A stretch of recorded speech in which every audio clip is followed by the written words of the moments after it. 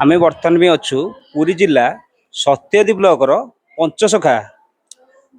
उच्च विद्यालय रे जो पिला पाठ पढ़ुଛନ୍ତି आ किछि दिन ପରେ ତାଙ୍କର ମଧ୍ୟ ରହିଛି ପରୀକ୍ଷା ଦେବେ କିନ୍ତୁ ତାରି ଭିତରେ ଶିକ୍ଷକ ମାନେ ମଧ୍ୟ ଗଣଧାରଣା ଦଉଛନ୍ତି ଆଉ ବାସ୍ତବ ଚିତ୍ର କଣ ରହିଛି ପ୍ରକୃତରେ ଆମେ ମାନେ ଭାବୁଥିବା କଣ ଶିକ୍ଷକ ମାନେ କାହିଁ ଦଉଛନ୍ତି ଗଣଧାରଣା ଦରମା ପତ୍ର ମିଳୁଛି ପ୍ରକୃତରେ ବାସ୍ତବ ଚିତ୍ର କଣ ଆମେ ଗ୍ରାଉଣ୍ଡ ରିପୋର୍ଟ ଦେଖିବା ଯୋଉଠି ପିଲାମାନେ ପାଠ ପଢିକି ବଡ ମଣିଷ ହଉଛନ୍ତି ଯୋଉଠି ଉଚ୍ଚ ଶିକ୍ଷିତ ଲାଭ କରିକି ବିଭିନ୍ନ ସଂସ୍ଥାର କାର୍ଯ୍ୟ କରୁଛନ୍ତି ସେଠୁ କଣ ରହିଛି ବ୍ୟବସ୍ଥା କଣ କୋଉଥିପାଇଁ ଗଣଧାରଣା ଦଉଛନ୍ତି ଶିକ୍ଷକ ମାନେ କଣ କୋଉଥିପାଇଁ ତାଙ୍କର ରହିଛି ଅସୁବିଧା କଣ ଆକ୍ଚୁଆଲି ସେ ଅସୁବିଧାଟା କଣ ଆମେ ଆସନ୍ତୁ ସିଧାସଳଖ ସାର୍ ଯିଏ ଅଛନ୍ତି ତାଙ୍କୁ ଆସନ୍ତୁ ପଚାରିବା ଆଜ୍ଞା ଆପଣଙ୍କ ପରିଚୟ। नमस्कार आज्ञा मुली नरेंद्र बेरा सहकारी शिक्षक पंचसखा उच्च विद्यालय मालसई सत्यवादी ब्लॉक। देखो पिलाମାନେ କିଛି ଦିନ ଗଲେ ପରୀକ୍ଷା ଦେବେ ତାରି ଭିତରେ ଶିକ୍ଷକ ମାନେ ଗଣଧାରଣା ଦଉଛନ୍ତି ପ୍ରକୃତରେ କଣ ରହିଛି ୟାର ଯୋଉ ଗଣଧାରଣା ଦଉଛନ୍ତି ଅସୁବିଧା ପ୍ରକୃତରେ କଣ ରହିଛି ଶିକ୍ଷକ ମାନଙ୍କର। आज्ञा ये गणधारणा आज नुहे ये दीर्घ 20 वर्षर गणधारणा सरकार आमको बारंबार प्रतिश्रुति दे प्रतारणा करुछंती। आसंता काली रविवार अगस्ट क्रांति 16 क्रांति दिवस थिला आमर 50,000 रु ऊर्ध्व शिक्षक आमे माने काली जाई भुवनेश्वर रे धारणा देतिलु। आज होची सोमवार जेहेतु आमे जने शिक्षक ए समाजर कर्णधार पिला मानकु माने गढ़ी तोलिबार जो भार बहन करिछु पिला मानको शिक्षा क्षेत्र में कौन बाधा सृष्टि न होबा पई आमे अधा स्टाफ एठी शिक्षादान करुछु आ अधा स्टाफ वर्तमान भुवनेश्वर रे गणधारणा रे अछंती।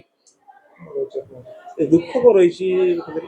आज्ञा दुख कौन दुख कहवा आज्ञा दुख तो असुमारी और अकुहा दुख ए विद्यालय रे जने शिक्षक आसंता काली जदि रिटायर्ड करे टंकाटे से पाएनि। आम विद्यालय आम 12 जन स्टाफ थिलु 2 जन दीर्घ 3 वर्ष ला रिटायर्ड कले आम स्वचक्षुरे देखुचु से अवसर कालीन दुख दुर्दशा जने शिक्षक भाई आमर बिल तली उपाड़ुंट आउ जने शिक्षक भाई मरीगले। जो ग्रामांचल लोक मैंने जो आशा भरोसा नहीं जो अनुष्ठान टाक देखी अंचल शिक्षार प्रचार प्रसार पाई ये शिक्षक टी नियुक्ति होनी जिते 2030 बेलू समस्त शिक्षक ये रिटायर्ड कर ये अनुष्ठान ऑटोमेटिक भांगी ये जो साधारण लोक मान जो स्वप्नटा साकार हो पारानी आ जो शिक्षक टी अवसर नेला तापर ता अवसर समयटा बहुत दुख दुर्दशा एबे आपण देखंतु आपण थरे स्टडी करंतु आपण थरे देखंतु जो शिक्षक माने एई भली न्यू अडेड स्कूल रो अवसर नेलेनी किए चाहा दुकान करूची किए मूल लागुची किए परिबा बिकुची तेणु कौन वास्तव चित्र जो शिक्षक टीए दीर्घ 35 वर्ष काल ये मनीष तैयारी अनुष्ठान रो कारीगर थिला अवसर समय रे से कारीगर आज वृद्धावस्था रे बीच रास्ता रे पान खिलो दुकान करूची चाहा दुकान करूची ताले ए राज्य रे शिक्षक मानकर स्थान केउटी ए राज्य रे शिक्षक जे रिटायर पर राजरास्ता रे चाहा बिकुची पान बिकुची परिबा बिकुची बिल रे गति श्रमिक ये करूची ताले शिक्षक रो मान मर्यादा कौन रहिला ताले से जो स्वप्न देखिला था मु 35 वर्ष काल शिक्षा दान करी तापरे मो अवस्था देखी ताले आगामी पीढ़ी तो ये विद्या माने शिक्षकता चाकरी करिया पई कहार उत्साह रहिबनी। तेणु सरकार को आपण माध्यम मोर विनम्र निवेदन रिटायर कला परे समस्त शिक्षक भाई भौणी मानकू किछि पेंशन सुविधा करंतु